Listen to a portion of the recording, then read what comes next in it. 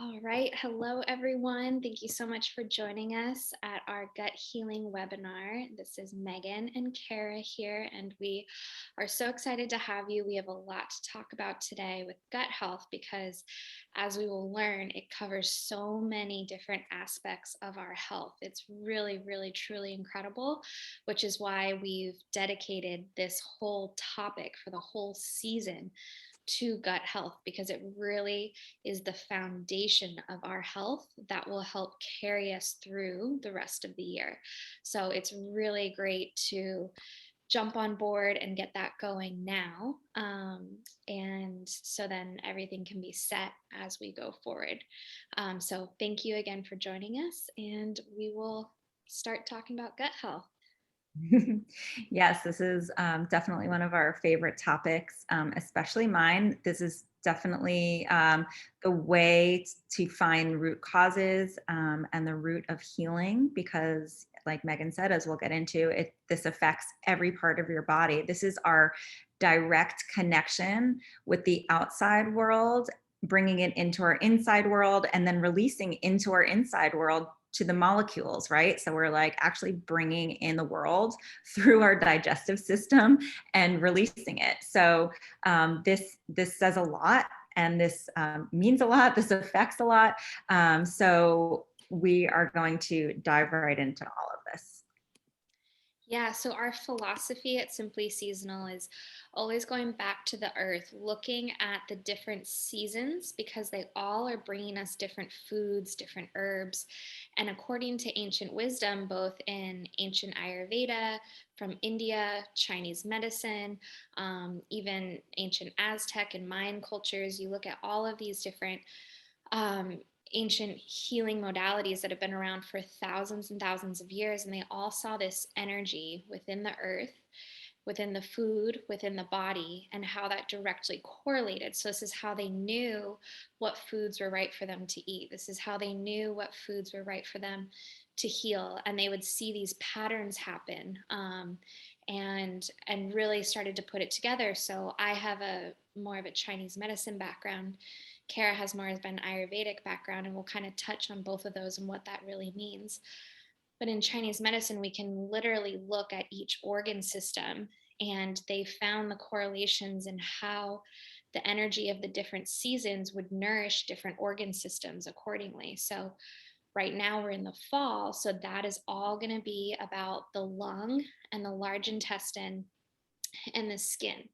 So that's going to be that's all of these foods are going to nourish, help clear those organs out as well, help balance those organs, and really heal if there's any condition or anything like that going on. So that's really the great picture of this. Our Simply Seasonal philosophy is based in that.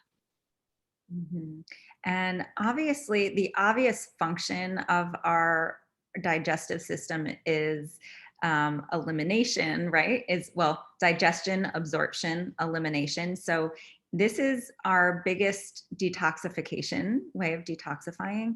And so we have to look at what's going on, what we're taking in, what's going out.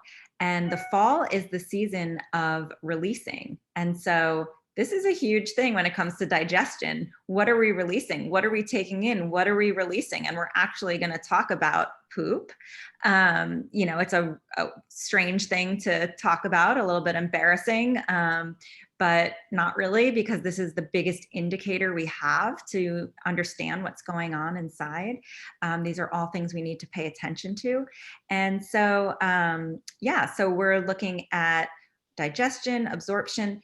We have our whole nervous system actually has nerve endings all the way from our esophagus down to our anus is all nerve endings. So, what happens when we're nervous for a test or when we're nervous to see somebody or a hard conversation? We feel like throwing up or we have to run to the bathroom, everything releases, right? So there's this direct correlation between the nervous system, our emotional health, and our gut. And so they're all connected, and we can use our mind when we're going to talk about this, which is amazing, we can use our mind to help our digestive system, and we can use our digestive system to help our mind. And it's this really beautiful dance and exchange. And it's just understanding it and becoming aware. We're going to talk a lot about awareness and how we can help understand what our body needs to keep everything balanced, because it's always about coming back into balance. And I love that because it's so true, especially when we're talking about gut health, that, again, from a holistic perspective, we look at the whole person in terms of mind, body, and spirit. We can't just look at the physical body or just look at one organ system and say, oh, that's out of whack, that's broken, that's diseased, let's take that out, remove that, replace it, whatever's going on. We need to step back and say, okay, what is the big picture of what's happening? Because like Kara's referring to, it's the mind, it's the physical body, it's the play and the relationship with what's going on there. So that's going to be so important when we talk about gut health, that of course we're going to address the physical body and physical foods, but we're also going to be addressing the emotional body and that play with the gut, because that it has such a strong relationship. And then of course, getting further into the gut is the fact of the role of the gut, I guess, and that it is so much more than just digestion, kind of what I'm kind of referring to right now. There's such a huge play, and with digestion, absorption, um, your immune system, detoxification, like Kara was saying, hormone production. There's so much going on there with gut health. So that's how we know, and we can start to look at these different areas if there's any imbalance in there for you as well. And then how we use seasonal foods to come in and to help that too. Yeah. So if you're dealing with, we talk about like, so if you have allergies, if you tend to get sick a lot, if you're anxious and nervous, if you have skin acne, if you have, there's so many conditions where we can go, wow, this is all affected by our digestive health. So by looking here first, so many other issues are going to go away. And that's something we see over and over with clients as we change their eating habits and even ways that they're eating. It might even come down to, times and mindfulness and things, all these issues tend to go away. And so this is such a great place to start. And so let's dive right in there. Yeah. So again, the season of the fall, like Kara was mentioning, is this time of releasing and going within. So we always think of like a tree. So as you see, all the trees outside are starting to drop their leaves, change colors, and even drop their seeds, like their acorns and things like that are dropping and releasing. So there's a few things going on here. Obviously, they're releasing their leaves because they no longer need them. The leaves are very outward. They gave them tons of energy and nutrition during the spring and the summer, which, just like us, we gorged into that spring and summer season of food and energy. And we brought that all in. And then now they are no longer really needed, and they release them. So then the energy goes within the tree. So the energy goes inside, it goes all the way to the core, down into the roots. And then again, it releases these seeds that it has put out the energy to make. So the two things that are going on is that they're releasing things that no longer serve them, which is the leaves, right? They had a purpose and now it's done. And they're also releasing something that means a lot to them, which is the future generations of these seeds that they have put out all of that energy all year to create. So just like that, for us, we can do the same thing. We can make sure we say, okay, what are things that are no longer serving me? Maybe they had a purpose before. Maybe they never really had a purpose, and I always tried to make them have a purpose, right? Are there relationships? Are there things that have just been, bugging us, friction, things that I'm fighting to keep, but are they actually serving me? Are they actually needed in my life? Those are the things that we push deep down and we hold them in our gut, and they create strain in the gut, right? So this is how that emotional level starts to apply to the physical body. So we really need to make sure we take a good look of everything that's going on in our life, big picture, things that might be bothering us. Try to let that go. I know it's so much easier said than done, but that's a big part of this fall releasing. And then at the same time, what are things that really do matter and are worth the investment? And, it's okay to hold on to it, but we're going to be able to see it bloom and something come from it in the springtime, in 6 months' time. So that's what's going on. It's a season of releasing, it's a season of going within, really reflecting. And this is very important, especially for women, because we tend to be on that go, go, go cycle, which is very masculine, it's very linear. And we are very feminine, and we need to be able to have these moments to reflect because we are the creators of the earth. We have this creativity, we have this ability that is so powerful that only can happen if we allow ourselves to release, to go within, restore ourselves, restore our energy on a deep, deep level, and then move forward. Mhm. And so, looking at this energy, we can relate this to even our cooking styles, right? So, all of a sudden, we start craving soups and stews and roasts.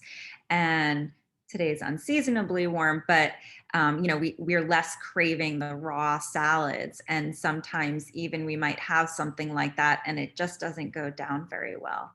So, we have to kind of dive into this cozy, warm, grounding, nurturing time. And so we refer to this as the yin part of the year. So, the yin and the yang. Um, and so the yin is more of this internal going in. And so we can think about these foods, these cozy, warming foods. We think about the foods of the fall that are hard and dense, squashes and apples, and, looking at all these root vegetables that are just coming out in nature. These are all things that are going to help us um, get that energy of going within and going down. Those trees are rooting down. They are like pulling into their center, into their core, and rooting down so that they can make it through the winter. And we need to do the same thing. And so this all applies to the gut because these foods of the fall are the perfect foods, and we're going to get way into the microbiome and talking about that because our body is actually made of more of these little organisms than they are of human cells. We're like just a vessel of moving around with all these other little microorganisms. And it's really important that we feed them well and we understand what's going on there. And they give us hints. They let us know when things are off balance. And all these fall foods are exactly what are needed to create a healthy, balanced microbiome. And so this is why we jump into those foods. And we're also going to talk about temperatures, like I was talking about the stews and the soups. There's a reason for all of this when we look at our digestive fire.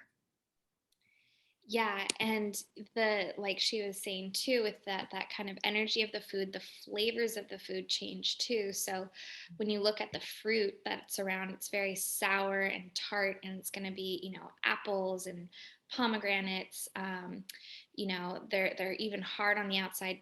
Pears might not be as sour, but they all have a different property to them than what happened during the summertime, which is really going to help wick away any toxicity, any dampness, any excess mucus, things like that that are in the gut and even in the lungs and the skin. So these are, again, the three components that are going on right now in the fall that are very active, the three organ systems.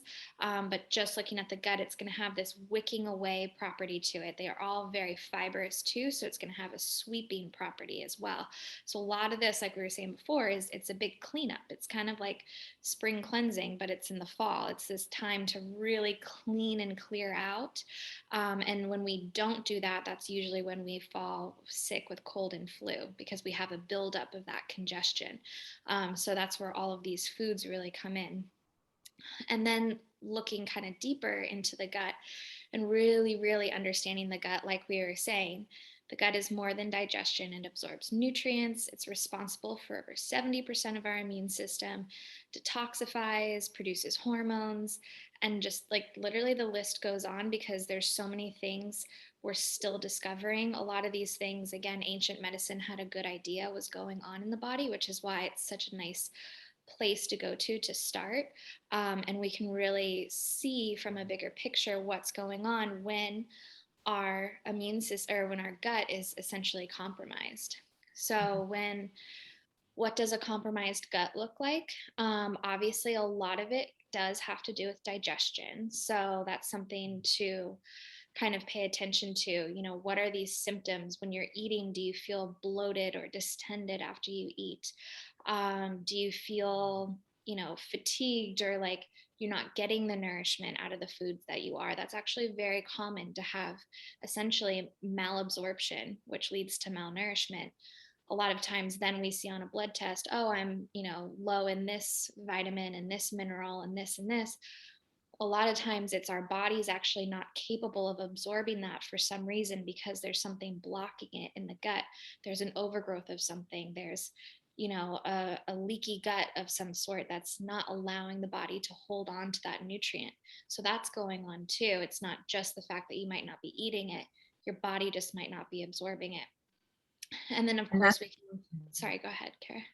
well, that's a big point is you can eat all the right foods and do all the right things, but what you eat isn't necessarily what your body is absorbing, right? So it's more than just eating the food. It's making sure that your body is receiving it and digesting it and absorbing it in the proper way. And so that's a big, so if you have any deficiencies, but you're like, but I eat, tons of vegetables and I'm doing this, like, it's there's another reason. And so digest or nutrition isn't just getting the food in your body, it's making sure that it's absorbed properly. And then also eliminated properly too. So, are we going to the bathroom too often or not enough, right? Both sides of the spectrum aren't ideal, and they're showing two different types of conditions in the body. Of course, we want to be right in the middle. Having one good bowel movement a day is perfect. Two can be okay, but you're getting kind of closer. You're going towards that looser side. More than two a day is too much because you're now releasing, you're not absorbing enough. It's not sitting in your gut long enough to absorb enough nutrients.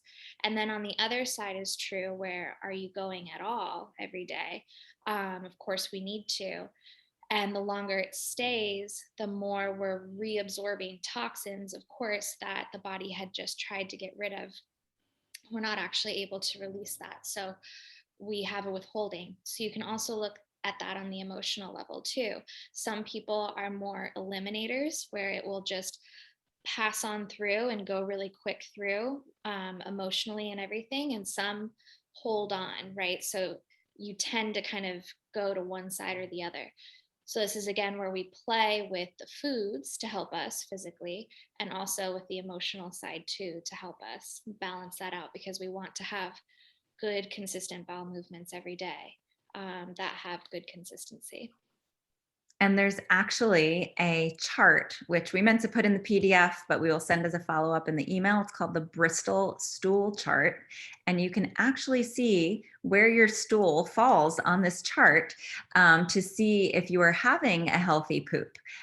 Because sometimes we don't know, right? We're just used to whatever it is. But you kind of know, like when it feels good, right? You want it to be all in one piece. You don't want dry little balls. That's a sign that you're dehydrated or constipated. Things are too dry, not enough fiber, right? And then there's the other side where things are too wet and there's too much moisture and something's not digesting right. So we want to find that middle ground and figure out how, and use this as a tool. I mean, it's really nice.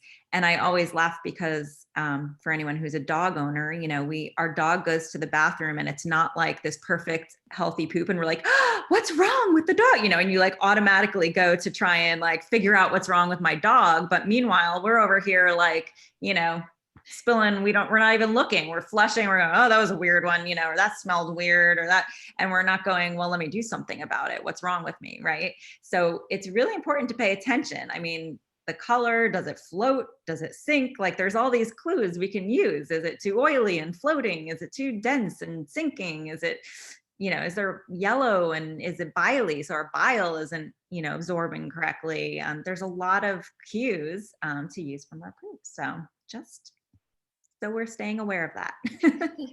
Yeah, and I mean, it's really, really incredible stuff. And just going to these seasonal foods is going to be a big, big starting point for the fall. I mean, it is, we're going to talk about a little bit later, but full of probiotics, full of prebiotics, all of these things like squash and sweet potato, really gentle and healing, full of fiber. So again, and this is the beauty of food, no matter what side of the spectrum you're on, you can almost use the same foods in a way because it will apply what's needed to the body, right?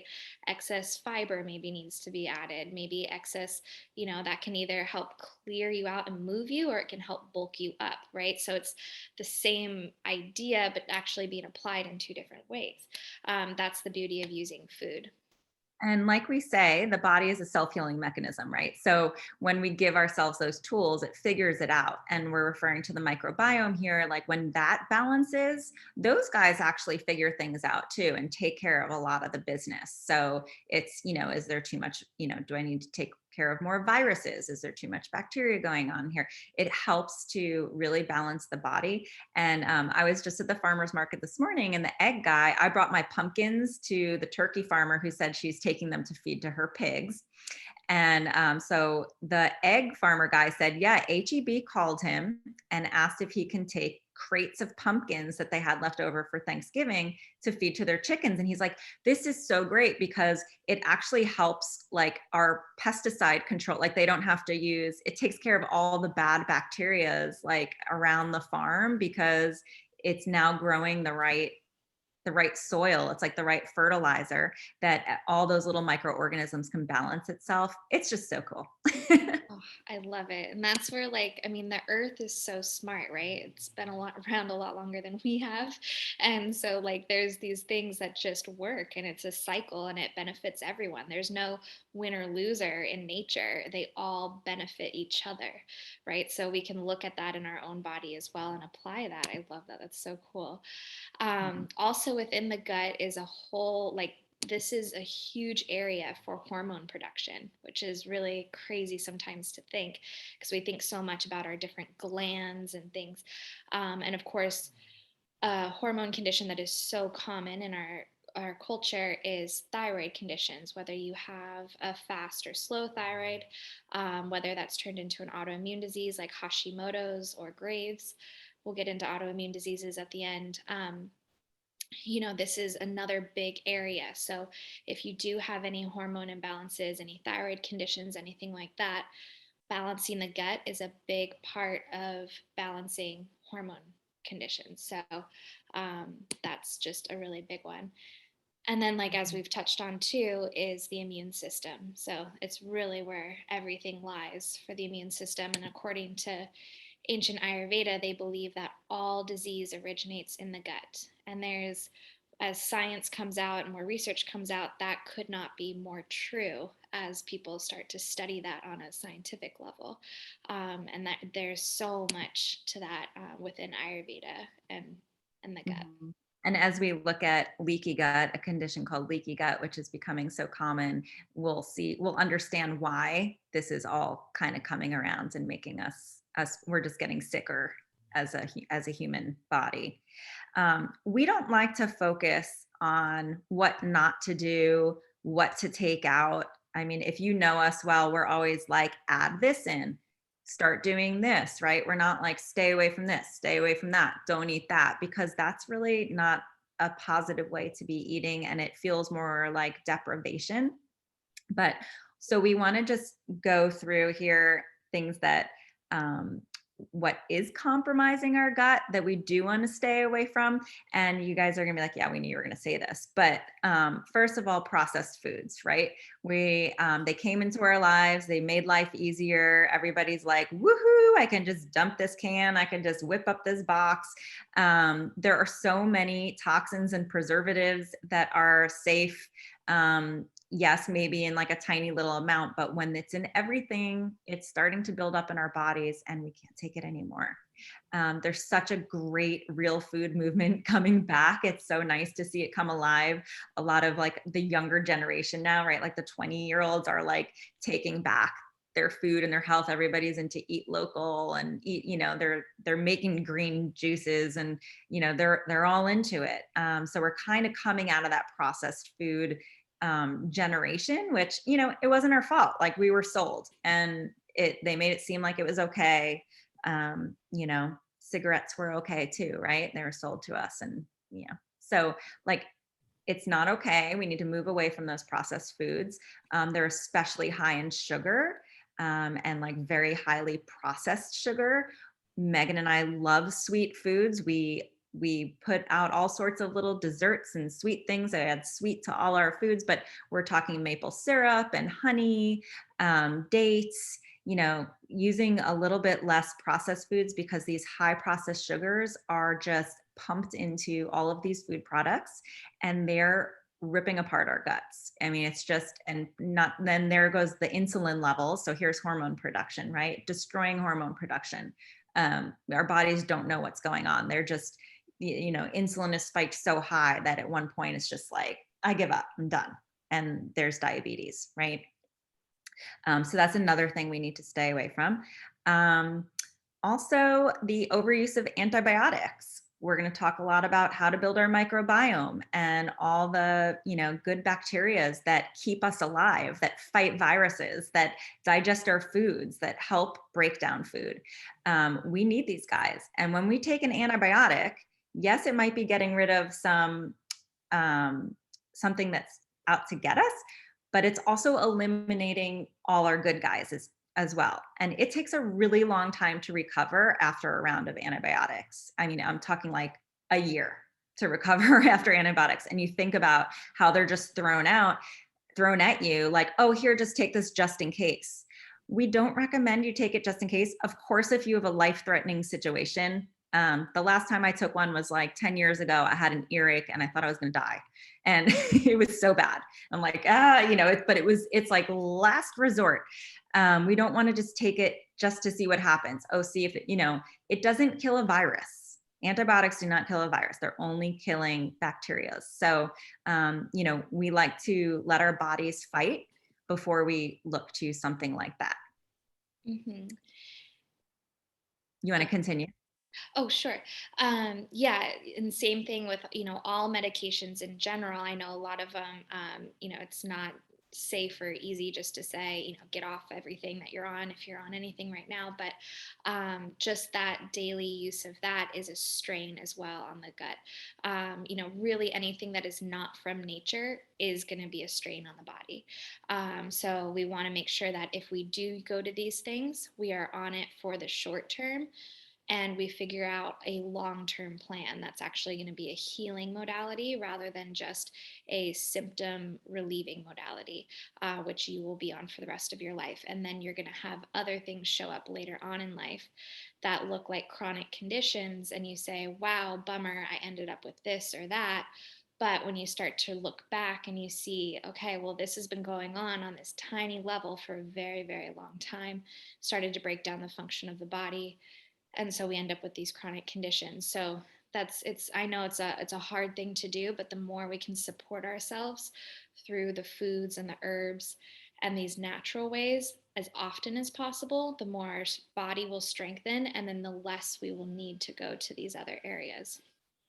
Mm-hmm. Also, what can be really hard on the gut is poor quality meats, hydrogenated and poor quality oils. So these are very, very hard, especially with something like colon cancer. There's actually a very, very high correlation between poor quality meat consumption and colon cancer. It's so strong. So it's, you can just see how hard that is on that whole organ system when we don't nourish it properly. And it's having to break down an animal that has been, has a lot of sickness and disease within itself. And it's having to break that down as well and try to release it. Because we will be talking about using meat and using oils, but we are talking about selection and high quality. Because, like Michael Pollan says, you're not just what you eat, you're what you eat eats, right? So you have to think about the life of that animal and what it was eating, because whatever it was eating, that's what you're eating. So that's a big difference. And you can look at the chemical breakdown. So, what we're trying to get mostly from these healthy oils and from these healthy meats is the omega-3 fatty acids. We hear about them all the time. And when we go to the poor quality, if you get them analyzed, you'll see that there's omega-6s as well, and they will be more higher in omega-6, which is an unhealthy part, or we just need them in balance. Not that they're unhealthy, we need them also. But the balance of them is way off. And so I know that, like, the farm where I get my pork, they say they get the fat analyzed and it has the same omega-3 ratio as olive oil, as like a beautiful olive oil. And it's like, oh, cool. So that's really nice to know. And it feels good eating it and it feels right. We don't eat a lot of meat, but it's nice, especially in these fall and winter months, to bring that in. And then, lighten up on it come spring and summer. And so that's kind of how the cycle goes. And we make sure we're getting, everything we need at every time of the year. And also sleep comes into this too. So, the gut really runs almost almost everything in our body, as we start to see when we break it down. And so that there's actually a circadian detoxification that you go through. And we talk about this a lot when it comes to the brain, and because there's this actual lymphatic flush that happens. So you have your lymphatic system and which runs parallel to your skin. In your brain, you have your glymphatic, which is doing a similar thing, where when you get to the end of each sleep cycle, you go through a sleep cycle every like hour and a half to 2 hours. When you get to the end of it and you're sleeping deeply, you can actually flush the toxins out. The same thing actually is happening in the gut. So, Kara, do you want to talk a little bit about that? Yeah. So, I mean, there's studies that show that every 90 minutes, our body flushes through. This is like the rebuilding. It just flushes through the enzymes, all the fluids. And this is where the microbiome can kind of adjust. Oh, what do I need to work on? Well, when you're sleeping, guess what we're doing? We're not digesting, right? We're in that fasting stage. So we're going to talk a little bit about intermittent fasting, not in like an extreme way, but just how we should all do this daily, and how the body does need to cycle through these times of not digesting so that it can do more of the heavy work in detoxifying and building that healthy microbiome, and doing everything it needs. So when we're not getting proper sleep and it's disturbed sleep, we're again missing that flush. And also, we'll get into this too, if you're snacking all day, you're missing it even during the day, because we should have times of not always digesting. Yeah. And so I'm this built. this lack of sleep compromises our microbiome and it creates more permeability. So, and I was saying to Kara when we were putting this together, I was like, oh, yes, I definitely feel permeable when I don't get enough sleep. For sure, like things get to you that maybe wouldn't get to you otherwise, right? So you feel that completely, that connection.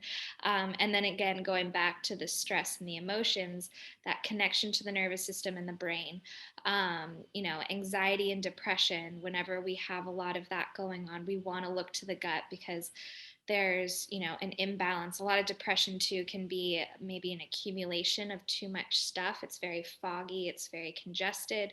Anxiety could be a little bit of malnourishment, a little bit maybe of releasing too quickly, things like that. Not feeling, the gut is like the root of your whole entire digestive system. So when we use Ayurveda, we look at the chakras, we see that base chakra, which is that red color down there, that's the grounding, the rooting, and this is the root of our digestive system. The more grounded we feel, the less anxiety and depression we feel, right? Because those are kind of up here. They feel very flighty. So, working on gut health, but also working on rooting the body emotionally, into that safe space really helps as well. So, there's, according to science, 100 million different nerve cells in the gut, which is amazing. And two layers, like Kara was saying, and it starts from up here and it goes all the way through the to the end, which basically also means when you think about it that way, that's how much communication is going on. So, what we're going to start talking about too is that digestion doesn't start in the gut, doesn't start in the stomach. It starts way up here, right? So, we want to make sure, and even further up, which we'll talk about, but we want to start this digestion process as early as we can. What ends up happening is we tend to not do that and just shove something into our face and then expect digestion to happen down here. And this is like halfway down, right? So we're compromising our digestion right there. And the body goes, wait, how am I supposed to digest this? Because we just skipped all these communication pathways. Like there's so many nerve endings that are wanting to put this message throughout the whole body, and we're kind of skipping that. So that's really compromising everything below that's happening below and putting a lot more stress on the gut, because the gut now, when it's not getting the right messages, has to work overtime. And then that's also when you start to see things like little microorganisms start to overgrow, yeast, bacteria, things like that, even parasites, because they're kind of needed. They like need to break down the food that wasn't done earlier on. So the more we can start to do that, the more everything can calm. And then in addition to that, because we're talking about the nervous system, this is our whole entire enteric nervous system that is based in digestion, swallowing, all of that, which is related to our parasympathetic and sympathetic nervous systems. We want to be in that parasympathetic nervous system, which is the rest and digest. It's when you are sitting there and your belly is going out and in, out and in. It's that very, very calm breath, right? Like a dog or a baby when they're sleeping, like their bellies are just going up and down. So that's that calming rest and digest nervous system that they're in. Usually we are always functioning up here. We think we breathe from our chest, and that's not true. Our diaphragm's actually down here. So we need to bring our breath down, pull the diaphragm down into the belly. That's going to create that rest and digest, because if we are in fight or flight, our body wasn't designed to eat a sandwich while you run away from a tiger. Like it's either one or the other, right? You save your life or you sit down and eat your last sandwich, right? So it's like we need to make sure we transition, turn one off and turn the other on. So that's a big part of it too, that we're going to talk about when it comes to starting digestion, is starting there. Yeah, there's so many, it's such a complicated process, and it's incredible that our bodies know how to do this. And just all those nerve endings are telling the brain, we need this enzyme, we need that enzyme, depending on are these carbohydrates, are these proteins, are these fats, and it's really preparing the body. And so that is why it actually does start up in the mind. Like when we're out, back in the day foraging, like we know what we're going to eat before, we're spending that whole time thinking about it. Our body is like preparing to eat this. And now in this day and age, we sit down and a big hamburger is put in front of our face and it's like, here you go, eat it, and so what just, whoa, like we didn't prepare anything. But if you were thinking about that burger all day and you're like, I can't wait to go get a burger at whatever your favorite thing, it's a totally different digestion than just going like, yeah, I think I'll have the burger. You didn't know you're going to have it. So it's kind of, nice to kind of think about it that way and planning out your meal and what you really being purposeful about what you're going to eat. But that whole rest and digest, running away from a tiger can also translate to driving a car, reading a stressful email, watching the news, watching a show that, is suspenseful. This puts your body into that fight or flight situation. So it is really important. And when Megan was talking about the breath and the diaphragm, I don't know if you all like took that breath, and it's like all you feel it. It's like whoosh. I mean, it instantly relaxes you. So that conscious breath is really, really important, and very easy to forget to take. It takes 5 seconds and it totally transforms the whole body. You can feel the energy come down. Yeah. And there's usually also initial symptoms of having a compromised gut, a lot of which we kind of talked about just now. But, especially when we go and we reach for these certain foods, we can have things like indigestion, we can have acid reflux, we can have, bloating or heartburn or, just weak digestion in general, malabsorption, gas, bloating as you go down, again, the bowel movements. So, all of these things are indicators that something's not going right. Having it, once in a while, you're like, oh, okay, it's because of this or it's because of that. But when it's chronic, and then of course you change it, but when it's chronic and we start reaching for, the Tums or the Pepcid or, Gas X or something like that, and that's kind of a routine or relatively standard, we're unfortunately really ignoring these signs and signals. And so what'll happen is that over time things will get worse, of course, down the line. So we really want to take that seriously and go, okay, why is it that I'm having to take a Tums right now? Like, I should take this pretty seriously. Do I really, really need this? If I do, okay, but what was it? And how do I prevent myself from having to take another Tums literally ever again? It's a pretty big deal, but we've passed it like it's no big deal in our society. And again, we end up with these long-term chronic conditions and wonder how we got here. So we really want to pay attention to these different things. Proton pump inhibitors, those are really, really common too in our society, and those can be very, very damaging long-term health. So if you have to use any of these things, again, make sure that you have a plan of how to get out of that. Use it for the short term while you need it. And how do we transition out of that? And so much of that comes from this gut healing and paying attention to your entire digestive system. And even NSAIDs, like even Advil and things like this are, if you're taking them as a regular on the regular as part of your life, it's going to take a toll on the gut. It's too much for the body to handle over time. Yeah. So these bigger conditions that usually come out of that is, leaky gut is kind of the umbrella that we're going to talk about, which again is that permeability in the gut. So the gut should be, together, whole, nice and elastic. So it's soft and elastic, but strong at the same time. Leaky gut has these little microscopic tears or holes in the lining of the gut.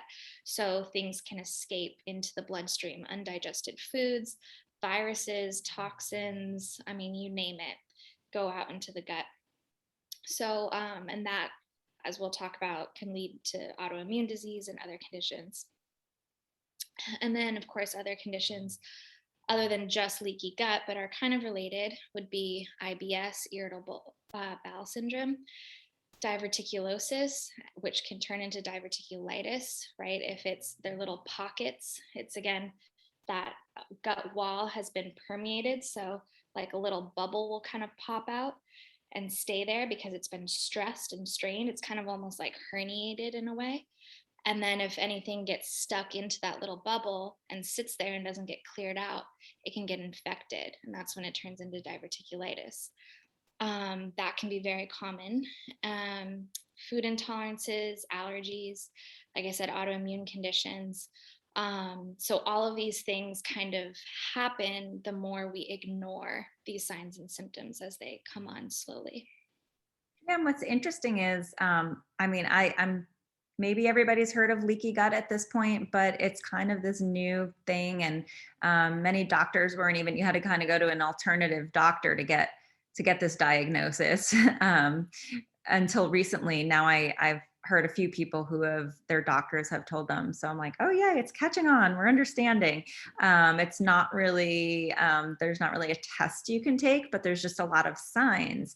And so our digestive tract is really like these cells are lined up like little soldiers really tight, because that lining is very thin. And so whenever there is a weakness, if these guys start to separate, like just everything we've just been talking about, that permeability, the weakening of the lining, this is where viruses can get through. All of a sudden it's in your bloodstream and you caught something, right? So like we talked about, that whole micro organisms are along, those are where all your fighter cells are, these fighter guys are your immunity. And so now it's getting through. The other thing that happens is full food particles can get through. So it's going through your digestive tract. It's supposed to keep going all the way through until it's made down to the microscopic level before it gets into your bloodstream. But if we have this permeability in these holes, full food particles are getting through into the bloodstream. And what happens a lot of time is our immune system is going to go, "Ooh, invader, invader, what is that?" Interestingly enough, they say that the gluten molecule is very similar to a thyroid cell. And this is a big reason why we're finding the thyroid gets attacked. If you have a gluten intolerance, this might make sense. And pulling out gluten can help your body retrain because it's confused. What's the gluten molecule that's getting through the permeability and what's the thyroid? And so it starts attacking the thyroid. This is where Hashimoto's comes. Yeah, it's really fascinating, and it's important to keep that whole picture in mind, because a lot of times, especially when we're talking about autoimmune conditions, there's this feeling in our modern world and in modern medicine that the body is broken, that it's attacking, say, the thyroid or some organ system, or for no good reason, right? It's like, oh my gosh, your body's out of control, it's attacking that. But again, when we take a step back, we go, well, there's a reason. There's no reason the body is going to work 2 times as hard, immune system and hyperdrive for no reason. There's a reason. And we need to make sure that we calm the body, right? So this is where that nervous system and emotional comes in. But also if we do know some food stressors that could be it, we eliminate those and we start bringing in these deeply nourishing things, and then we start to heal the gut. And so these are the steps we're going to talk about in just a little bit, of really how we start repairing these conditions. But just to know, wherever you're at in health, whatever part of the spectrum you're on, the body can always start to heal itself. So we just need to see where that is, and hone in on it.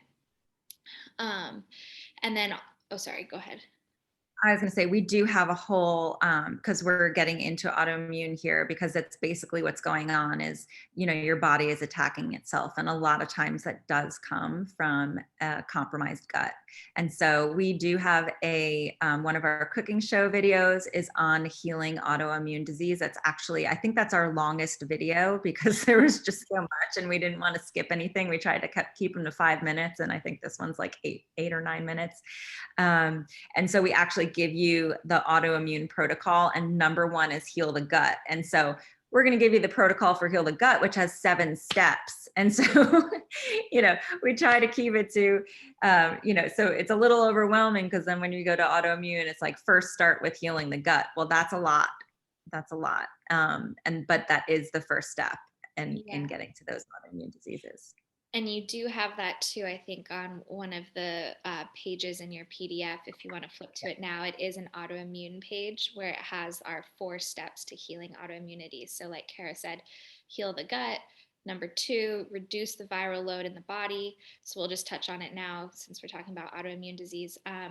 Doing that is so important, and you can do it simply with eating a lot of things like culinary herbs, especially during this time of year. Thyme, rosemary, sage, all of these hardy herbs are extremely antiviral, antibacterial, antimicrobial, like anti everything bad and pro everything good. So you can just eat away with all of these herbs. Eat tons of onions and garlic and ginger. That's really going to help with any viral load. Even something like Epstein-Barr virus, which most of us have, from either chickenpox or herpes, or any of these strands of viruses we've all been exposed to at some point in our life, mono, those lie dormant. So all viruses, once they're in the body, you want them to go into dormancy because they're part of our system now, and they can help you. They can help your health in the future. We just want them to be dormant. So eating these antiviral herbs keeps them dormant. We're not having that heavy viral load. They're also going to help reduce an inflammation. So that's the third step, is reducing inflammation through stress, environmental or household toxins, because toxicity brings up inflammation. Toxicity really messes with our gut balance as well. If there are any known allergens or food intolerances that you think you might have, it's worth removing those for the short term while your gut heals, and then try to add them back in high quality forms when you feel ready. And then, of course, the fourth, which is the ultimate deep root healing, is addressing the emotional body, because as it may appear that the body's attacking itself, where are you possibly attacking yourself? Maybe not feeling good enough, feeling another big part is boundaries. Just like gut permeability is a permeability of a boundary, right? Where are you maybe not putting up strong boundaries in your life, and feeling attacked, or even by yourself? So these are kind of areas to look at, and that's really for the whole autoimmune protocol, where you would start. Mhm. All right. We can get I into want to the, make sure we leave enough time, yeah, Megan. Do I you know. want to, I or do you guess want we to go can, into the protocol? yeah, I think just, we have listed here too, SIBO and Candida, which are two other overgrowths in the gut. They're overgrowths in the gut. Um,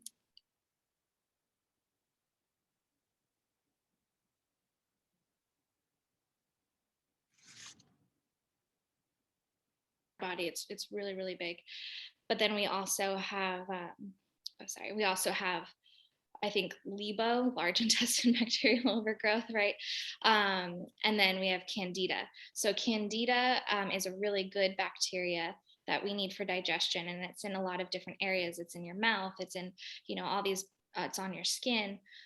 But we want to make sure that it's in the right quantities in different areas. And what ends up happening in a lot of these conditions is that with any overgrowth, again, there's been a compromised system that this overgrowth is almost necessary, because it is almost helping your body break down food, but not in the good way, because now these little microorganisms are taking nutrients and things that you should be having and taking it for themselves. In addition to, we're also now having to eliminate their toxins and their waste as well. We're absorbing that. So this is like a cycle that we don't want to have happen.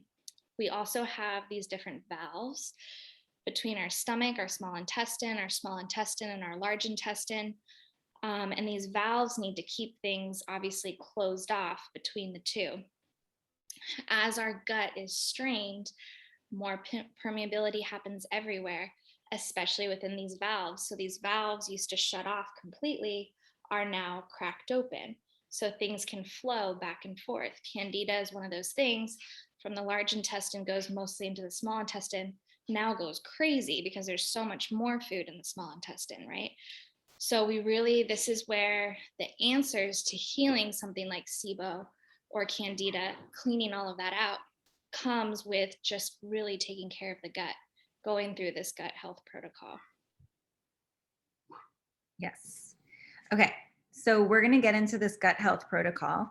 And number one, if there's anything that changes your life and you could take away, and without even doing anything else, because you hold the power right inside you, and we've been talking about this, is being mindful about your eating.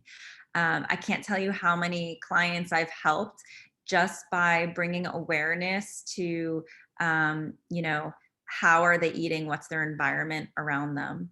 It's not what they're eating, it's how they're eating, right? Like, I'm scarfing down my food in between clients while driving from this place to that. Well, there's your problem, right? IBS was solved in like a second.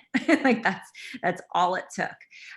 So starting with the mind. And like I talked about, back in the day where we had, this whole idea of like, okay, the men are going out and they are getting a deer today. And like, so you're already starting to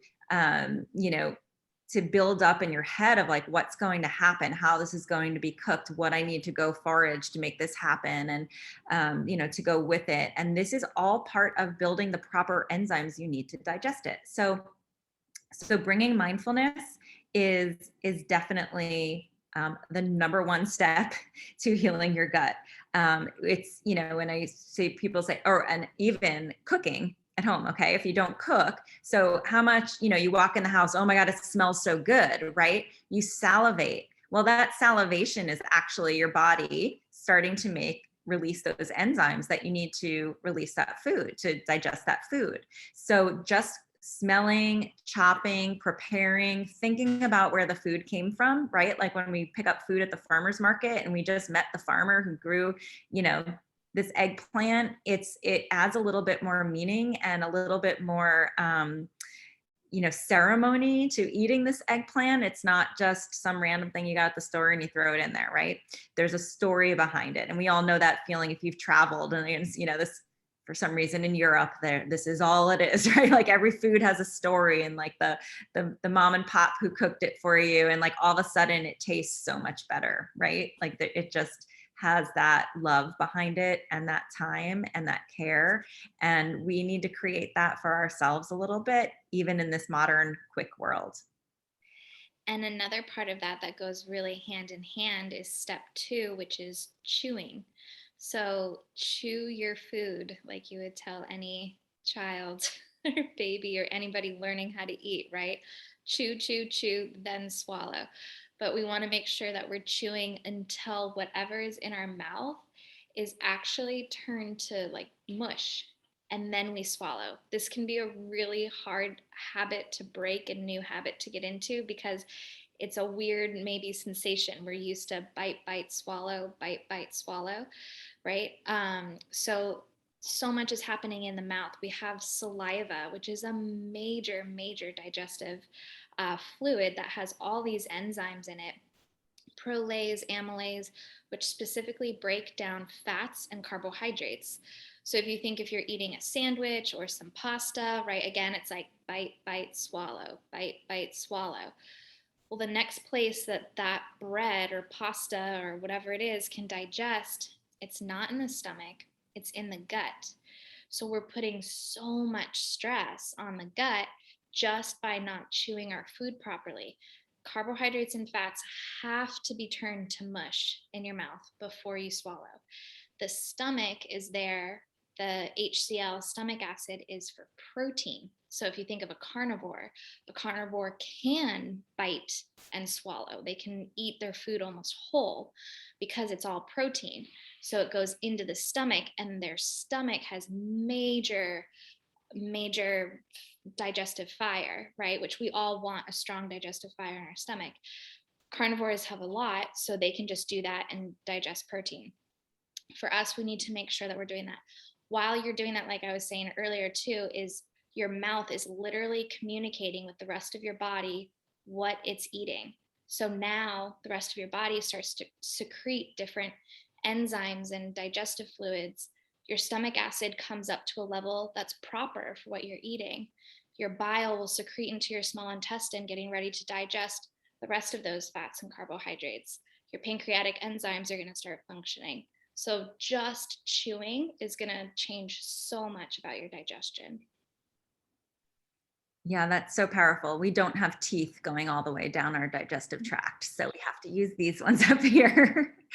And this is one thing. This is that slowing down, turning that food this is just one of those tools where there's so much power just in this. At one point, I said to my husband, I go, I don't think I can eat pasta anymore. I kept getting acid reflux after eating pasta. And I'm like, I think it's just like the gluten, maybe it's poor quality gluten. I was trying to figure it out.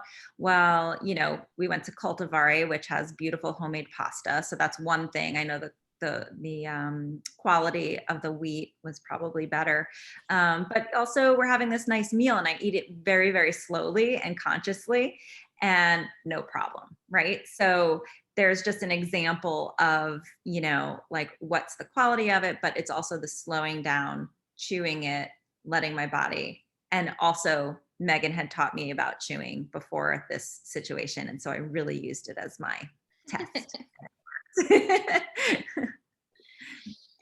Yeah, it's crucial. I mean, a lot of my clients, all of their digestive conditions were resolved just simply by chewing as well. It's literally that powerful. And I'm like, I'm sorry, I'm not telling you anything like mind blowing, but Yes. please chew your food. And let's it's free. let's We start can't sell there. you a product. Yeah. Yeah, yeah, because especially when you have any overgrowths in the gut, SIBO, Candida, if you give them whole pieces of food, you're just proliferating that problem, right? Because they're going to go, yes, thank you. Now we get to take apart all of this. We get to multiply. We get to take all that. But if you give it to them already digested very well, they're going to go, oh, shoot. And they're going to start starving off, right? So this is how we start to allow them to starve off. And then our body now gets to benefit and they don't. Mhm. Um, Okay. Sorry, go ahead. The next one goes, and I might kind of overlap these a little bit, the sleep and the hydration, because this kind of comes into like your daily habits and how we schedule ourselves, plan our day. And I just wanted to mention through Ayurveda, they always talk about this digestive fire. And I want you to think about you having this, like it literally is a fire in your belly that's digesting your food.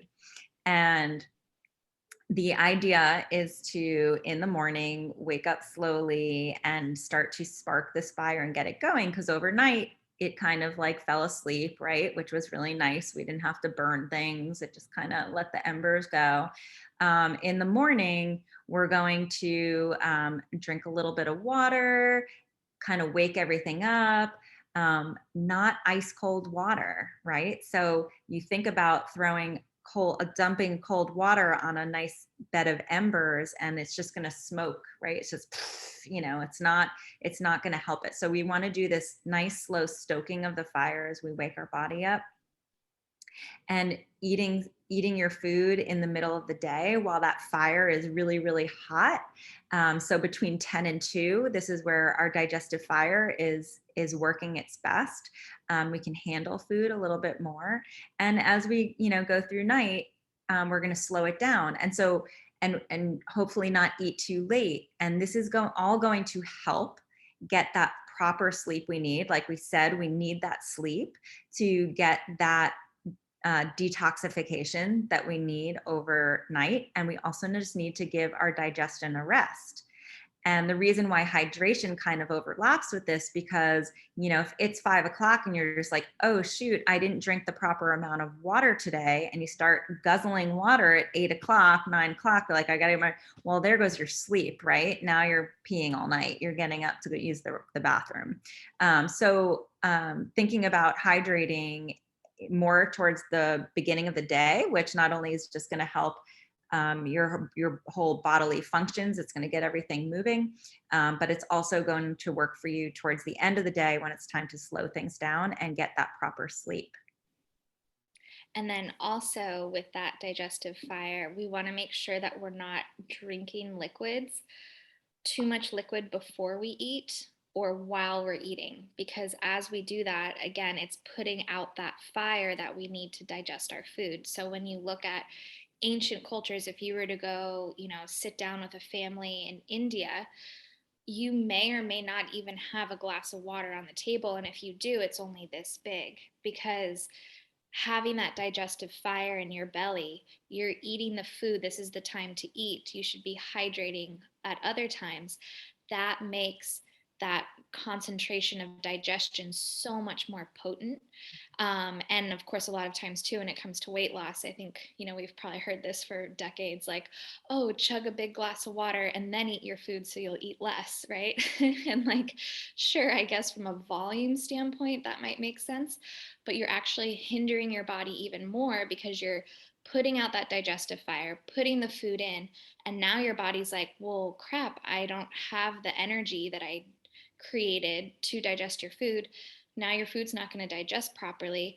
Now we're actually going to be holding on to excess toxins, excess weight. It's actually going to proliferate your condition, right? So something that seemed so, oh, that's brilliant, now is actually harming the proper function of your body. So I'm not saying that you can't drink while you're eating, but just be mindful of that, or just be mindful, that we're not diluting our digestive fluids. That's where I was going to get is think of all these enzymes we just talked about with our mindfulness and our chewing and all this we've built up. And then you take a big glass of water and you just diluted all of that, right? Yeah. So we just diluted that power. So we want to drink early enough, like think about in between meals. If you're a snacker, try and drink your water in that time instead of snacking. That's a great time to hydrate. It's like right smack in the middle of meals, way after you ate one meal, way before you're going to eat another meal. And as far as drinking during a meal, little sips if you need to, just to kind of keep things going. But, try not to do ice water, because again, that's putting, we want to keep things stoked and warm while we're eating. These tips are really going to help if your digestion is weak. These little tweaks make a big difference. Yeah. And then, of course, like we touched on a bit at the beginning, the things we want to eliminate in order to heal the gut: the sugar, processed foods, poor quality meats. We want to make sure that we are eating organic, because glyphosates are sprayed on and grown into all conventional foods, which is a Roundup Ready product, which means it will kill off, it is grown and it is sprayed on to kill off all microorganisms. So when we think about our body and we ingest those things don't just disappear because, oh, now we're eating it, or now we cooked it, or now we washed it, or something like that. No, it is grown in there, it is sprayed on, and it's not going to wash away when a rainstorm comes.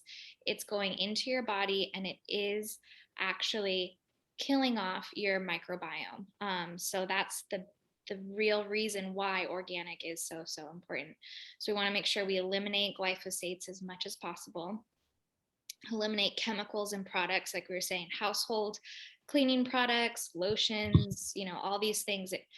The list can get kind of long, but when we're really trying to heal something, we want to make sure we're eliminating those toxins.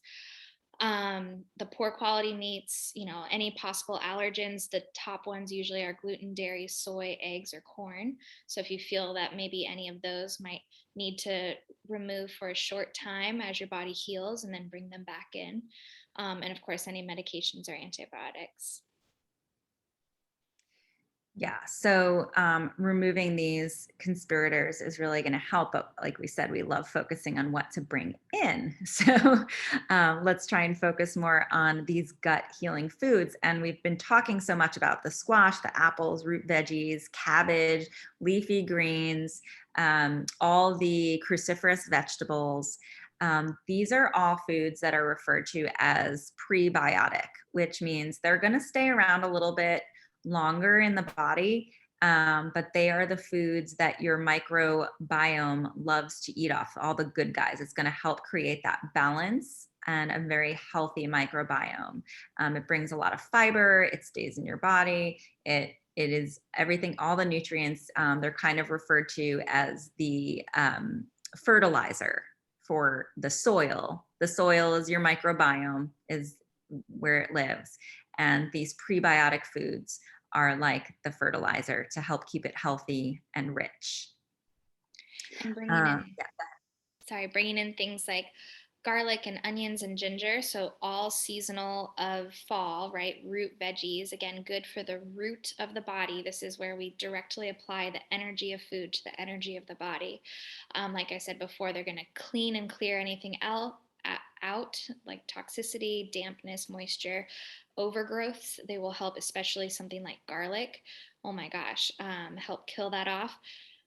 And just a quick note, because sometimes with SIBO or any overgrowth, things like this can be a little hard to digest for some people. So there's something called a FODMAP diet, FODMAP. And depending, it's so unique person to person, you can't really necessarily apply all um, foods to your own body. But if you notice, yes, after I ate that apple, after I ate that garlic, I did feel bloated. I did have a stomach ache. I had, difficulty digesting or pain or anything like that. Take note of that and do remove them from your diet for the short term because they are agitating it. But we want to try to figure out those foods that are going to be in this, the sweet potatoes, the squash, the bone broths, anything like that that you actually can bring in. Really focus on those foods and really focus on healing that gut in these other ways, bringing in maybe some culinary herbs that are antiviral, things that are antimicrobial, right, to help wipe that kind of stuff away. So then you can eventually bring things back in. So that can vary person to person, but I just kind of wanted to mention that. Another food we love for healing the gut is bone broth. And we've given you a recipe for that, and we'll get into all that too. But bone broth is where the bones have been cooked down a long time in your stock. And so you're actually pulling out all the collagens and nutrients from the bones of this healthy animal we have used. We're not using like random bones from some sick animal. And this is actually going to help coat the lining of your gut. So we think about that permeability. Think about when you're doing the dishes, and I have a little bug around me. Think about when you're doing the dishes and say it was like oatmeal or something plant-based, and it sticks a little, but then you put some water on there and it just washes away really easily, right?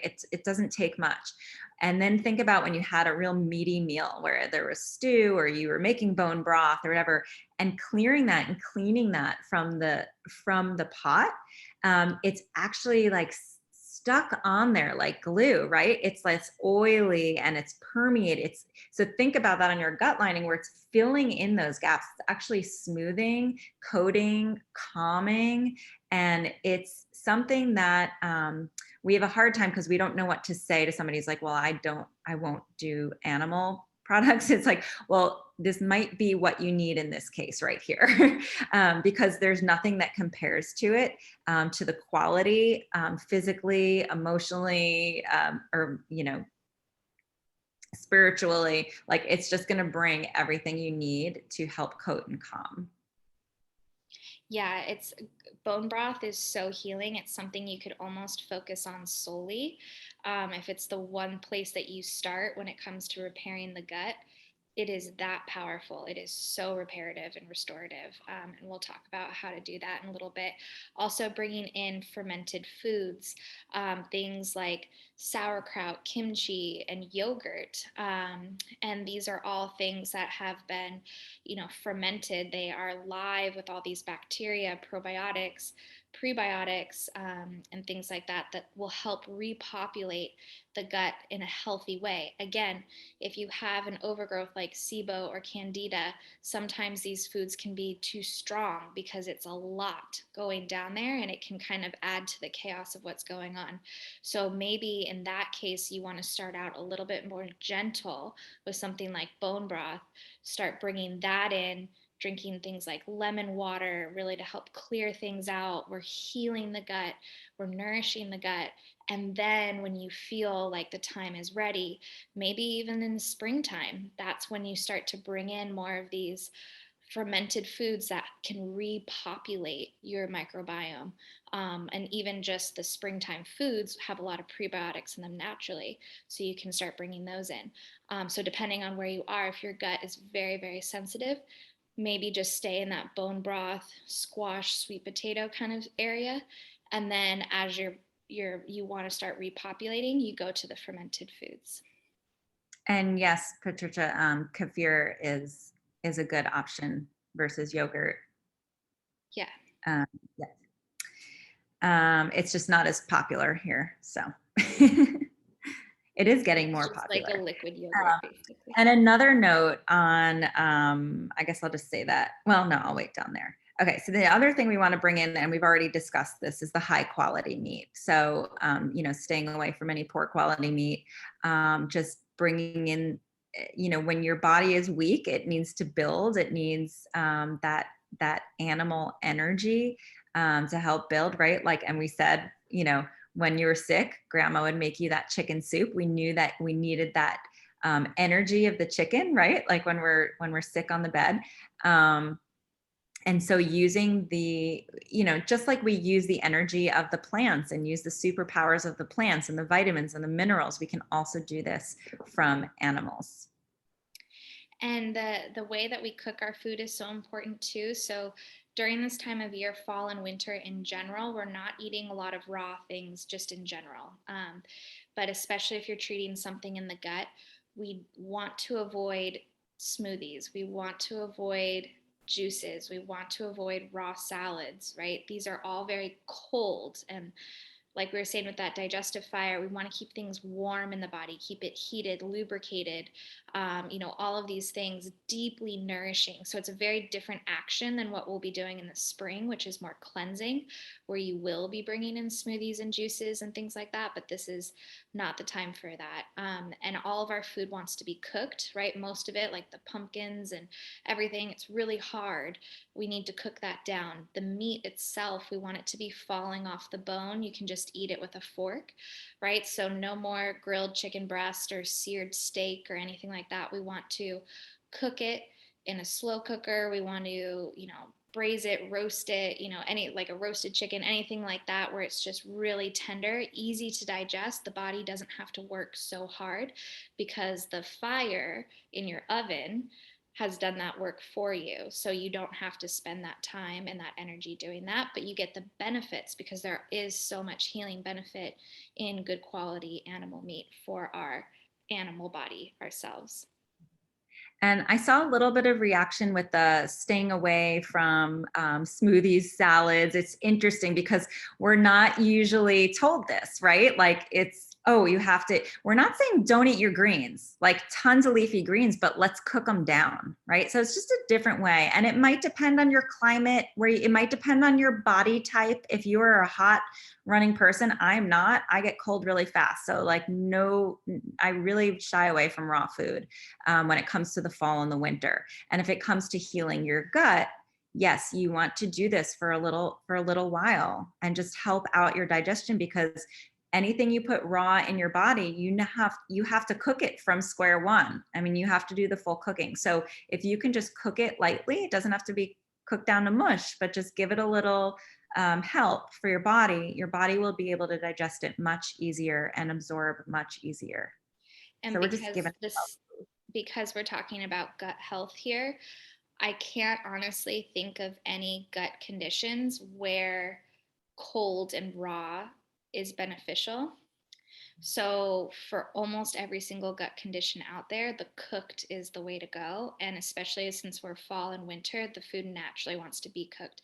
Like something even like kale, right? We can eat it raw. Should we eat it raw all the time? Actually, no, we shouldn't. It should be cooked down. It's a very dense, everything is much more dense during this time of year, which indicates it wants to be cooked. It'll also help with your thyroid too. If we have too much raw cruciferous, that will inhibit iodine uptake in the thyroid. So we don't want to eat too much raw cruciferous. Then, of course, number 7 is just building that healthy microbiome. And like I said, if your gut is very compromised right now, really sore, really, maybe you have ulcers, maybe there's just a lot of tenderness there, we really can stick with those bone broths, the sweet potatoes, the squashes. Just be very gentle as the body starts to heal and repair itself. Then, as you start to feel better and more comfortable and the gut strengthens, we can bring in those fermented foods, because we do want to repopulate the gut, especially every season, with different microorganisms in our body. And we want to get that from food. We don't want to get it in a pill. A pill, it's so hard to keep anything alive in a pill in the first place, and that's all the whole point, is to have live probiotics and things, organisms in your body. And it's kind of a bit of a gut bomb. It kind of goes in there by itself with no fiber, nothing else, and it kind of just explodes, and then your body's like, oh god. Especially if you have a gut condition. A probiotic is not really your answer. You want to be getting it from the foods, because it's doing all these things at the same time. That's going to be much more gentle. And when you look at the science behind it too, in just a quarter cup of fermented veggies, there's 100 or 10 trillion different microorganisms. In a bottle, an entire bottle of probiotics, there's 10 billion, which both are a lot, but you can see how much more potent just a quarter cup of sauerkraut or something like that is than an entire bottle of Mhm. probiotics. So just something to keep in mind. And just a bit on the fermentation process, because I do make my own sauerkraut and kimchi. And so these are popular ones because they start with cabbage, which are prebiotic foods, right? So they already innately have a lot of these microorganisms that we're looking to get in our body. And so just by adding salts, so this is opposed to, so if you get a fermented pickle versus a pickled pickle, a pickled pickle is in vinegar. So it's going to kill all the bacteria is in there, which makes it shelf stable. It can stay there for a while, and it's different. It has its values as well, especially to be eaten with meat and help with digestion. But when it comes to fermented, a fermented pickle is just by adding salt. So there's no vinegar. It's not killing it off. It's actually encouraging the good bacteria in those vegetables to keep growing, and they keep it alive and from growing mold because it knows what to do. It knows how to balance the microbiome in that jar. And so that's what's going on with live sauerkraut, live pickles, live kimchi. And we can borrow that energy and all those microbes. We can bring them into our body to help repopulate and just encourage the good bacteria to keep on growing. And another great thing, just by eating seasonal ingredients, seasonal, as local as you can get, foods that are literally like take a carrot, pull it out of the soil, and you buy it from your farmer or you grow it in your backyard. You have, even if you rinse it off with some water, you have all these microscopic organisms that are perfect for the environment outside, that is completely different right now than it would be in the springtime or in the summer. These are constantly changing, and this is where our microbiome originates, is the soil. So the best place and the most simple place to get a healthy, diversified microbiome is from the foods that you eat. This is why eating local and seasonal is so important, and that's a health benefit. And this is also why we say, don't even worry about peeling your carrots or your potatoes. Just chop them up, eat them. Like grandma said, the skin is the most nutrient part of the vegetable. And that's very true. There is so much nutrients in there. That's where all those the biome lives. And also, one big thing is variety. So, so many people we know or talk to or whatever, we have our go-to vegetables. You go into the supermarket, you go get your broccoli, you go get your asparagus and your onions, and you're done, right? We need variety. I think they say like 40, you want 40 different, varieties of plants a week. And it sounds like a lot, but if you think about just, using from fresh oregano, a certain spice, like there's more, it adds up pretty quickly. But this is where, going to a co-op or the farmer's market, you're getting things that you normally wouldn't buy for yourself. It's kind of fun when it's just given to you and you're like, oh, okay, I'll try this, but not always getting spinach, right? Or not always getting kale. What about collards? And what about Swiss chard? And what about mustard greens and turnip greens? There's so many different varieties of dark leafy greens. So let's not always go to the same one. And even the same one that's grown at the same farm that uses the same process, it comes from the same spot, and maybe the temperature is not the same there, right? So this is where, tapping into our local farms and see what's going on is going to help us. Mm-hmm. And just quickly, kind of going back to as much as we're talking about digestion and what we want to add in, giving yourself that space and that time of emptiness is equally as important. So, something we're going to start talking about, making chicken. This is a very practical application for what we're talking about. You have 3 recipes in your PDF. Making chicken essentially 3 ways, the same chicken, and we're using it 3 times over. So we're getting the biggest bang for our buck and we're absorbing all the nutrients out of that. But one of the reasons something like a chicken soup is so healing to the body is because it's so simple and easy for the body to absorb and digest. It gives the body a break, specifically the gut, a break from digesting, where the focus can go now on healing. So, on a daily basis, we want to make sure that we do that, especially at nighttime. We eat dinner as early as possible. The early bird special is great.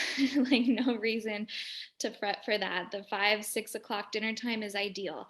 I know it's not doable for every single person, but the earlier you can eat, the better, because to give yourself that emptiness all night long, that's when the body goes in and detoxifies. That's when the body goes in and starts healing itself. It's doing its deeper work while you're sleeping. It is equally as important to give yourself that emptiness and that space as it is to fill yourself with food as well. And like Kara said, it even applies during the day. If you're a big snacker throughout the day, that can be a lot of work on the gut. We want to make sure we give these empty gaps of time for things to work through and the body to actually repair itself. Yeah, very, very important to have these times.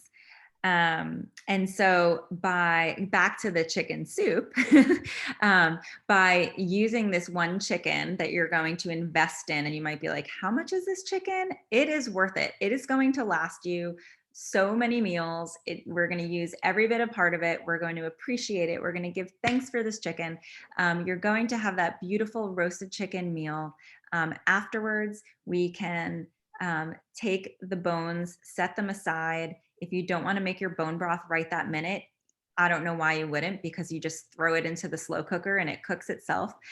When you were making your roast, you could even keep the little nibs and the ends of the carrots and the ends of the onions. And this could be the vegetables, the scraps are what go in with those bones to make the broth. So you don't even have to use other vegetables to make it. It's literally all the garbage from your roasted chicken goes into the slow cooker and cooks, for 24 hours. And what you're left with is this beautiful golden broth, with all the collagen, all these nutrients that you need. And you can strain that out. You can squeeze everything out of the vegetables, get everything you can out of it. And from there, you can use that broth to make this beautiful chicken soup. So when you had your roast, you can set aside some of the meat to use for the chicken. We like to have the dark pieces when we eat roasted chicken, and then I'll save the chicken breast and use that in the soups. But you can do it however. Some people like to eat the chicken breast more. I think it needs a little bit more something just eating it alone. Yeah, we do the same thing. And actually, I think sometimes the darker pieces of meat don't save as well. When they have like the wing or the leg or something like that, they get really hard in the fridge and it's kind of hard to reheat them. So I do the same thing. We always prioritize eating those first, and then saving the breast is a little easier to save. And you can put that into the soup. I think that's a really great thing. And you And like can we were even get more meat off when you make the bone broth. You can probably even pull more meat. It depends on how much the chicken got cooked. Sometimes it can stick to the bones, but you can wind up pulling off more meat as well. And even using the wings in that situation and then pulling the meat out of that. Totally. So yeah, so the goal here is to treat yourself to a really nice pasture raised chicken. Again, it might be on the pricier side that you're not used to spending, but we're going to roast that with a bunch of fall time veggies, whatever you'd like, whether it's, you could put some butternut squash in there, you could do parsnips, you know, Brussels sprouts. Think outside the box. You can really put whatever veggies around that chicken that you'd like, onions, garlic, thyme, and you're going to roast that chicken. That's a beautiful meal for at least 2 to 4 people. I mean, easily 4 people. So you can have that beautiful meal. And then, like Kara said, now the carcass, you've pulled everything off of it. You take that carcass, you put it into a pot or a crock pot, fill it up with water, some of your scraps, maybe another half an onion or garlic or whatever it is that you want to add in there. Let that go for the next day. Just let it cook. And again, a bone broth is different than a regular broth or stock, because a broth or a stock is cooked usually for 1 to 2 hours. This is going to be cooked for 24 or more hours. You can do it as really as long as you'd like. The longer you cook it, the more nutrients we're extracting deep from within the bones. We're getting that collagen and that gelatin that everyone talks so much about. That's what Kara was saying, like that repairing, smoothing elasticity that we want in our gut. Remember, this is also the season of the skin, so it's going to benefit your skin too, right? So that's what you're going to be extracting out of there. The bones might even fall apart, which is like, wow, that's so cool. We literally cooked it down that much. And then you can just jar it. I put a bunch of mason jars and don't fill it all the way and put it in the freezer. So then like right now I have a jar just thawing in the sink and I'm going to use it for dinner tonight, right? And I cook with it. So then that's when you can make a soup out of it, right? And use it in your cooking. So this is really how we stretch our buck. This is how we get really good quality meat. We have it work for us and we spread it across 2 or 3 different recipes. Mhm. And sourcing your chicken, Patricia, I see your question. Um, there are a few vendors that were at the farmers market this morning, as if you're in the Heights, that sell them. But you can also go to the co-op on 20th Street, and they sell the Jolly Farms chickens, and those are really good. So seek out your co-ops, your CSAs, your farmers. They're all waiting for you, and they're great Mhm. to support them. And and when you think about how many meals you're going to get from this, you don't even flinch when they tell you how much it is. It's not like getting a roaster chicken from the supermarket that you're just going to slurp down and like no nutrition. This is like a big meaty animal. And if you're someone in the Texas area who they deliver to all the major cities, they're based out of Austin, but it's called farmhouse delivery. If you would like to have access, because I know in my area I don't have many places that I can get a nice chicken or something like that. So I order from them and I can get everything from all my veggies to my dairy and eggs and meat and everything from them. They're called farmhouse delivery. So I put their website in the chat box there if you want to check them out. Yeah. And we didn't talk about eggs, but eggs are another great food. If you don't have any allergic reactions to them, you can handle them. They're another great food to add into our gut healing foods. You're looking for pasture raised eggs. That's what you'll find at the farmers markets, not pasteurized, pasture raised.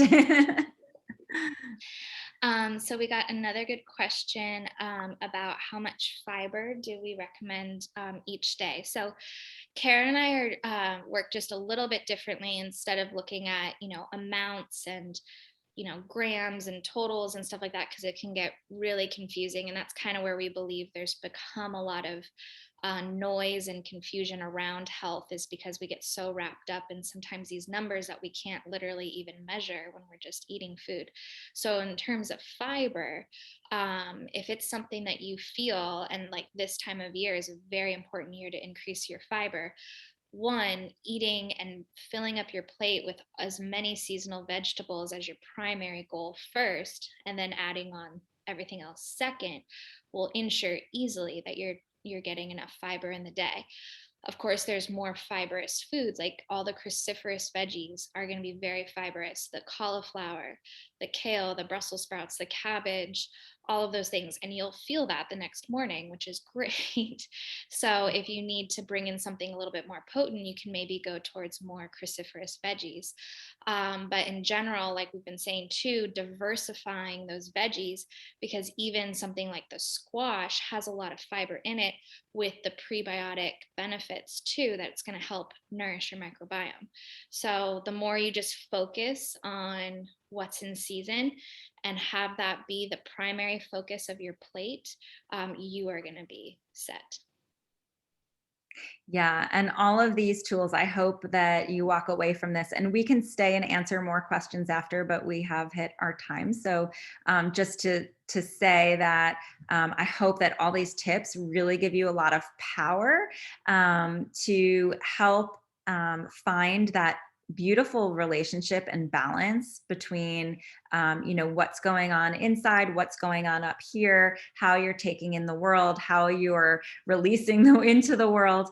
This is all connected and there's no separating one from the other. And so these 7 steps should really help you take control of that as best we can, and give you that empowerment to take back your digestion, which is going to bring you much healthier way of life. Completely.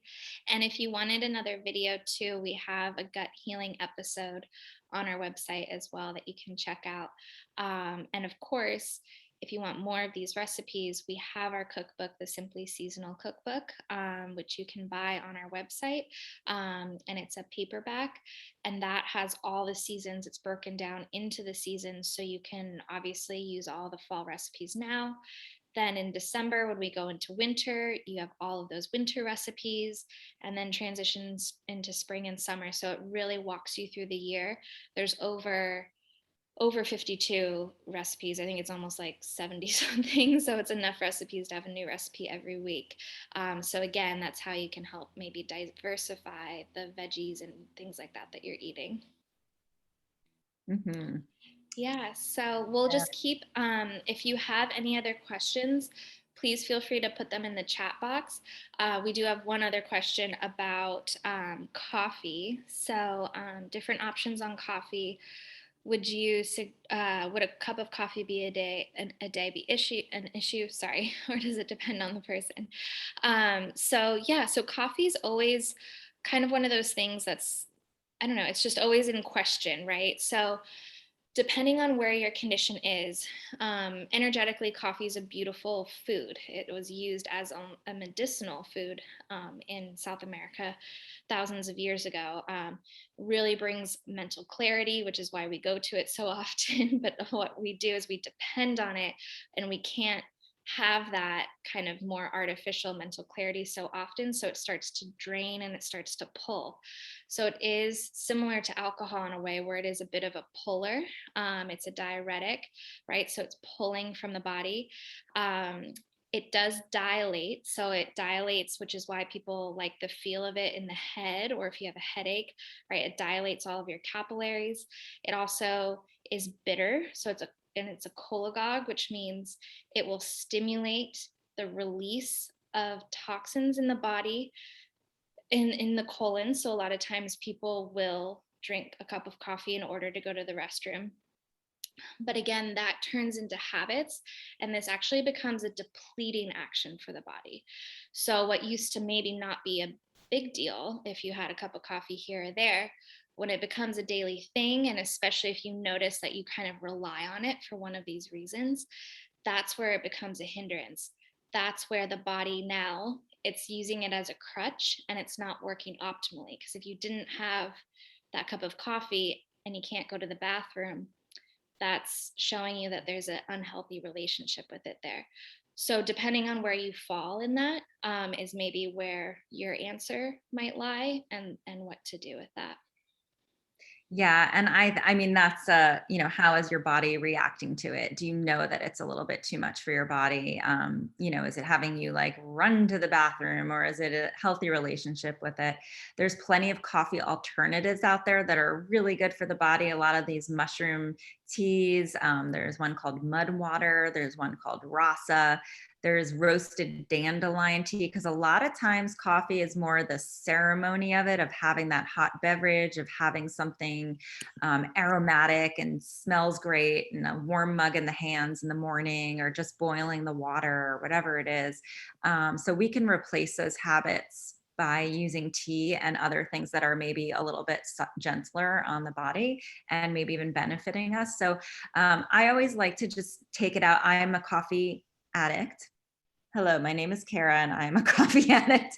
And but I do like to remove it for a few weeks each year, just to challenge myself and let myself know that I can go without it. And I've proved that I can. And then I'm like, but I like life better with coffee. So I go back to it. It's just one of these mindful play with it, see how your body feels. Because honestly, like when we do cleanses and we can't have coffees, we'll do these, I'll go, oh, wow, I actually feel more awake without coffee. It's not even like an awake thing. I feel more energized and clear headed without the coffee, which always amazes me that I won't stick to not having coffee, because I know it feels good. That's so true. Um, that is so true. So let's see. Oh, thanks for a great session. I need to reboot I need to get my chicken in the oven, Sue. Oh, that's nice. So what's an example of a good quality oil? Olive oil, avocado, coconut. Those are all great. You just named off of a bunch. One of the sneaky things is that depending on the sourcing is where we find quality. So, when it comes to olive oil, especially, that one's been very adulterated. We have a whole entire episode on it, actually, which is fascinating It's on our one of our website. retro videos. It's like our B grade video because it was one of the Yeah. first ones. So like But the it was lighting. so popular. Yeah, it was so popular because it's so fascinating. Yeah. Unfortunately, what they do is they cut olive oil with things like safflower oil, canola oil, all which are very inflammatory. And at the end of the day, when you're buying Filippo Berio or any of these popular brands that you see on the shelves, they're not real. They've been flavored and colored to look like olive oil, and because it's a minute amount that they have to drop in there, they don't have to put that on the ingredient list. It's a whole thing. It's really unfortunate, but if you source quality oils, if you can taste them and go to a little tasting, even better. I know it's kind of difficult, but anyway, we break it all down in that episode for you and have a bunch of brands that we recommend too. So hopefully that helps. And at the Mercantile Farmers Market she's not there yet, but Old Country olive oil is amazing. It's like unfiltered olive oil. It's cloudy and thick. It's so delicious. She makes it. I follow her on Instagram. She's Lebanese and goes and picks the olives at her family farm, and she videotapes her, has herself on Instagram, like pressing the olives. It's unbelievable. And it's so delicious. So finding things, once you have things like that, you realize the difference between oils. But I kind of mix it up because it is expensive, but so Yeah. worth it. And Debbie, I'm so excited that you got the box and tried Swiss chard for the first time. And this is what it's all about. That's what trying the co-op and the CSAs are about, discovering new things and being like, I don't know what do I do with this? Luckily we have our friend Google now, where you just go like recipe for Swiss chard. But I always say, just throw it in a pan with some olive oil, salt, and pepper. And like, that's how you cook everything. So, it's the vegetable itself that tastes fabulous. You don't have to, drown it in any sauce or cheese or bread or anything. You just eat the vegetable. So easy Totally. peasy. And Christy asked, how long do you recommend fasting between meals? So, another really great question. And like we said, a great place to start is to make sure that you're getting that nighttime fast, right? So, the word breakfast is break fast, right? So, just have that in your mind maybe. Between dinner and breakfast, we have a fasting period of time. So, you know, I don't know in terms of hours, but if you were to eat dinner around 7 o'clock and then you wake up and have dinner around or breakfast around 7 o'clock the next morning, that's probably pretty 12, good having that like 12 to twelve-hour 16. gap. Yeah, that's great. And then, of course, there's this whole thing about intermittent fasting that people have gotten on the bandwagon of, and they don't eat until noon. So they really give their body a big chance to clear out. Again, it's just kind of one of those fatty things that for some people that worked really, really well, and maybe that would work for you. It just depends. Do you feel this level of bloating, distension, sluggishness, where the body really needs a break? Then maybe try that for a week and just see how that makes you feel. Does that give you that space that your body wasn't receiving? That could be a good indicator for you. Otherwise, for the average person, we're just like, just stick to that nighttime fasting and then just have kind of your 3 meals throughout the day. If you have some snacks here and there, that's great, but make sure that you're giving yourself at least 2 hours of a window of no food so that the body can actually heal and flush. And Kara, wasn't there something we had heard about? Was it the gut? Where it was like well, I know you were saying with the circadian, with that flushing every 90 minutes, but there was something else I feel like a while ago. There was that 2 hour period where it just kept happening over and over again. Or is it the same thing? Yeah, I don't know. I'm that's kind of, speaking vaguely. yeah. Yeah. Anyway, giving yourself, there's always these cycles the body's constantly going through. So giving yourself that time is important. All right. I think we got everyone's questions. Oh, digestive enzymes. Oh, yes, yes, of course. Okay, cool. So yeah, the use of digestive enzymes. So it's a really great question. Again, if your digestion is compromised, you're, you know, probably lacking in a lot of digestive enzymes, which is continuing to proliferate your inability to digest properly and everything like that. What can happen though, too, especially if there's an overgrowth of SIBO or Candida, adding in digestive enzymes, just like adding in probiotics too early on in the healing process, could be like adding a bit of a bomb to the condition that's going on because there's so much happening. What we want to do is we want to calm down that like war that's going on in there with too many people, right? Too many things are in there. So we want to be very careful about adding in the probiotic or adding in the digestive enzymes, especially in forms of powders or pills or anything like that, because that's just going to create a little bit more chaos. We want to calm the body first, nourish the body first, repair the body as much as we can naturally. Try to do that for a good month or two, then reevaluate and see where you are. Are you not in as much pain as you used to be? Is your bloating or anything like that gone down significantly? Then maybe we can bring in something like a digestive enzyme or a probiotic or these fermented foods. Bringing in something like fermented foods or even lemon water, those things have this sour property, or even eating a pomegranate or an apple. It has this sour, or grapefruit is a really good one, a sour, bitter property that will help stimulate your body to naturally secrete its own digestive enzymes from all of the places, right? From your mouth, from your pancreas, from all these different spots. So we can start to help our body do that naturally as we're repairing. And then as things start to settle and everything, we go, okay, I feel stronger.